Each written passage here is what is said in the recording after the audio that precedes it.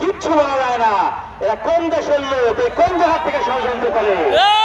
এই সমস্ত কালার, বেঈমান, লুটেরা, ব্যবসায়ী, ভুয়া, এই সমস্ত লোকজন আসছে নাসির ভাইয়ের সাথে নির্বাচন করার জন্য।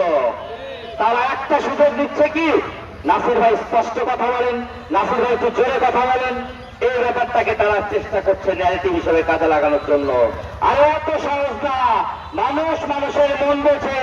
মানুষ এখন শুধুমাত্র নাসির ভাইকে ভালোবেসে ভোট দেয় না, মানুষ তারেক রহমানকেও দেখে। কোন ইউনিয়ন পরিষদের ভোট নয়, এই ভোট কোন জেলা পরিষদের ভোট নয়, এই দেশ, এই ভোট হচ্ছে হলো এই 17 বছর রক্ত ঝরানো বিভিন্ন সংগঠনের রক্ত দেখে, বিচারহীন অবস্থা দেখে মানুষের মনে তীব্র ক্ষোভ, যে খবর করে আওয়ামী লীগের একজনকে যদি দেখে কেউ টানতে টানতে মেনে নিয়ে যাচ্ছে, তাও কেউ প্রশ্ন করা, সেই ক্ষোভের অবস্থা দেখে তৈরি হওয়া মানুষের একটি মন, যে মনে একমাত্র আসন গিয়ে রয়েছে বিএনপি ধানের শীষ।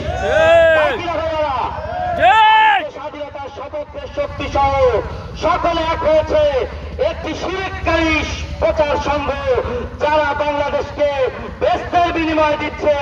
আমরা দিচ্ছি ভাই মানুষের জন্য কৃষক কার্ড, আমরা দিচ্ছি ফ্যামিলি কার্ড, তারা দিচ্ছে ব্যস্ত। আপনারা কৃষক কার্ড নেবেন, ফ্যামিলি কার্ড নেবেন, না মানুষের কাছ থেকে ব্যস্ত নেবেন? ব্যস্ত দেওয়ার ক্ষমতা কি কোনো মানুষের আছে? আমরা ইতিমধ্যে শিরক করার কথা শুনেছি। একটা কথা জেনে রাখুন, শিরকের চেয়ে একটা বড় গোনা তারা করছে। সেটা হচ্ছে কি, 13 সাল পর্যন্ত যাদের সাথে আমরা কাঁধে কাঁধ মিলিয়ে আন্দোলন করলাম, সেই লোকগুলো শুধুমাত্র ক্ষমতার আশায় আজকে যখন আমাদের বিরোধিতা করে, ধর্মীয় ভাইদের সাথে আন্দোলনের রক্তের সাথে যারা বিরোধিতা করে, তারা দেশের মধ্যে ফেতনা সৃষ্টি করে। ফেতনা কাকে বলে? স্বজাতির মধ্যে সংঘর্ষ সৃষ্টি করাকে ফেতনা বলে। আজকে মুসলমানদের মধ্যে, ভাইদের মধ্যে, সহযোদ্ধাদের মধ্যে শুধুমাত্র ক্ষমতার আশায় তারা ফেতনা সৃষ্টি করছে। এটাকে মেনে নেওয়া যায়? বাংলাদেশ জাতীয়তাবাদী ছাত্র দলের বক্তব্য রয়েছে। ছাত্র দল, আপনারা সকলে বিএনপির উন্নয়ন পরিকল্পনা নিয়ে মানুষের কাছে যাবেন, আপনাদের জঞ্জির মধ্যে কাজ করবেন। আজকে আপনাদের বৈষম্য বিরোধী ছাত্র আন্দোলনের ছাত্র নেতারা যেভাবে আপনাদের সাথে ঐক্যবদ্ধ হয়েছে, তাদের সাথে নেবেন, তাদের পরামর্শ নেবেন, তাদের কাছ থেকে বোঝার চেষ্টা করবেন অন্যান্য সাধারণ মানুষের মন। তাদেরকে বলবেন বিএনপির পরিকল্পনা করার কথা, ভালো করে পড়ালেখা করে ভোট চাইতে যাবেন। একবারে খালি মুখে খালি খালি ছাত্র দল ভোট চাইতে যাবে না। 12 তারিখে আপনারা ভোট পাওয়া দেবেন।